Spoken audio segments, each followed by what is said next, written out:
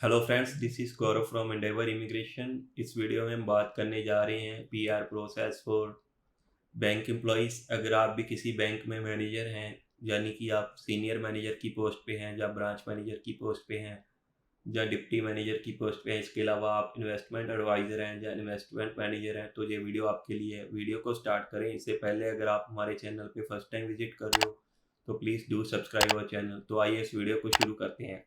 तो सबसे पहला जो स्टेप होता है वो होता है सही ऑक्यूपेशन कोड चूज़ करना, क्योंकि आपको अपनी जो है क्वालिफ़िकेशन और स्किल की असेसमेंट करवानी होती है, जो आपका वर्क एक्सपीरियंस होता है। तो इसकी जो असेसमेंट बॉडी है वो वेट असेस है। वेट असेस से आपको जब अपनी असेसमेंट करवानी होती है तो उसके लिए आपको कोई भी आईएलटीएस या पीटी की रिक्वायरमेंट नहीं रहती। आप अपने क्वालिफ़िकेशन और वर्क एक्सपीरियंस डॉक्यूमेंट्स भेज के अपनी जो है असेसमेंट करवा सकते हैं।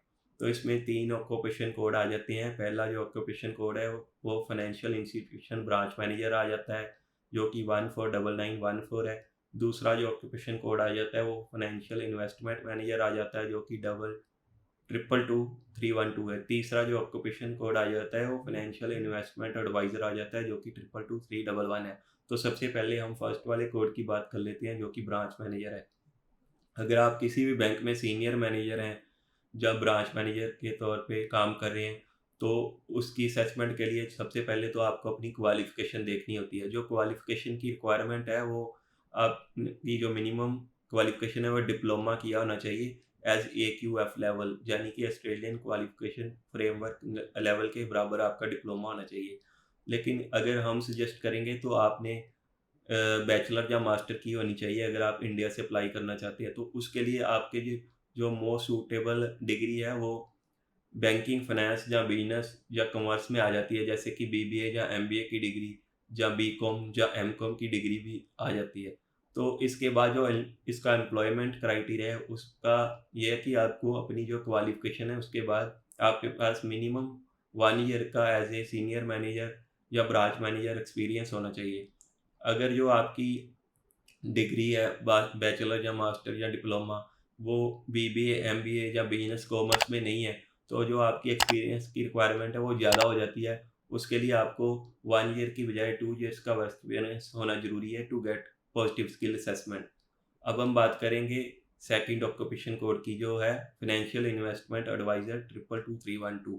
फाइनेंशियल इन्वेस्टमेंट एडवाइज़र में जो मोस्टली ऑक्यूपेशंस आ जाते हैं वो पोर्टफोलियो मैनेजर या सुपर एनुएशन फंड्स मैनेजर आ जाता है। पोर्टफोलियो मैनेजर की आप जो पोर्टफोलियो मैनेज करते हो, यानी कि आप म्यूचुअल फंड, शेयर ट्रेडिंग या कोई और इंश्योरेंस प्रोडक्ट्स हैं जो वो देख रहे हो, या इसके अलावा आप सुपर एनुएशन जो जो कि हमारे पीएफ होता है, प्रोविडेंट फंड्स, उसको मैनेज करते हो।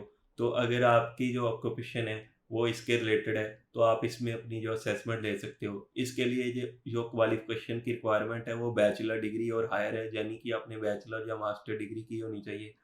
तो जो आपकी बैचलर या मास्टर डिग्री है वो finance, financial planning, economics, accounting, business और कॉमर्स में ही होनी चाहिए। इसके अलावा इसका जो एम्प्लॉयमेंट क्राइटेरिया है वो सिमिलर टू अदर कोड है। इसमें भी आपको 1 साल का जो है पोस्ट क्वालिफ़िकेशन एम्प्लॉयमेंट चाहिए होता है ऑन सेम स्किल लेवल की। आपकी जो है हाईली रिलेवेंट जो है आपका ऑक्यूपेशन होना चाहिए, यानी कि जो इन्वेस्टमेंट मैनेजर का है।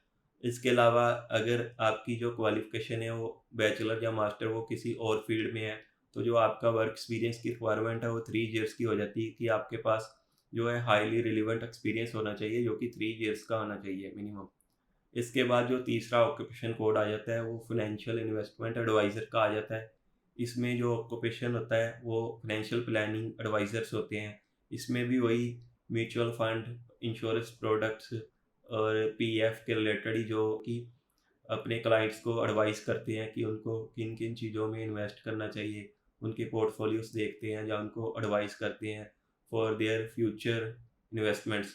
तो इसमें भी जो है आपका जो है रिलेवेंट एक्सपीरियंस होना चाहिए और जो है आपकी क्वालिफ़िकेशन होनी चाहिए। इसका जो एक्सपीरियंस और एम्प्लॉयमेंट की रिक्वायरमेंट है वो सिमिलर टू इन्वेस्टमेंट मैनेजर है, यानी कि आपके पास जो है bachelor in commerce, finance, financial planning या इसके अलावा मास्टर इन सेम फील्ड होनी चाहिए।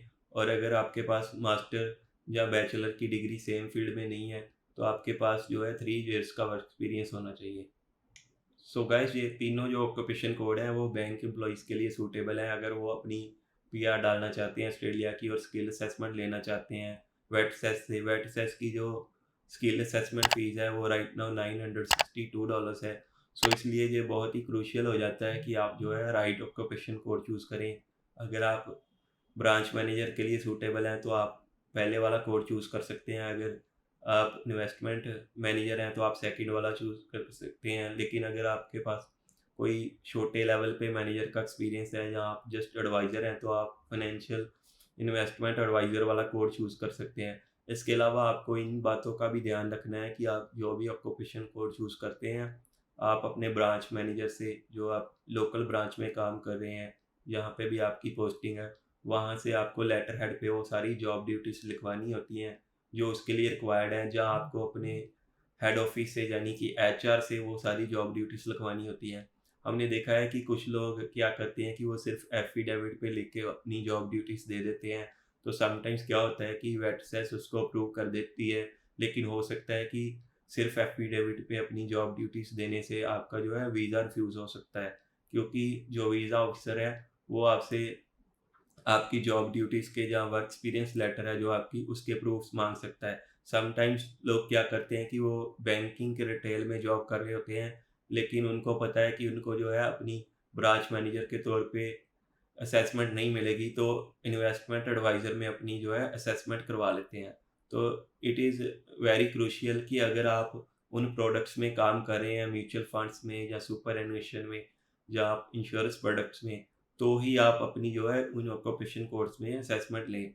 ये नहीं कि आपने एफिडेविट पे लिख लिख के दे दिया और वेटसेस ने भी मान लिया और वीज़ा ऑफिसर भी मान जाएगा। समटाइम्स वीज़ा ऑफिसर उसको कंसीडर कर सकता है, लेकिन मोस्ट लाइकली वो आपसे उसके प्रूफ्स भी माँग सकता है कि ये सारी जॉब ड्यूटीज़ हैं। एफिडेविट के अलावा आपको अपने जो है एचआर से भी लिखवा के देनी होती है। सो आई होप कि this video will be very useful for you. तो so it's time to wrap up this video.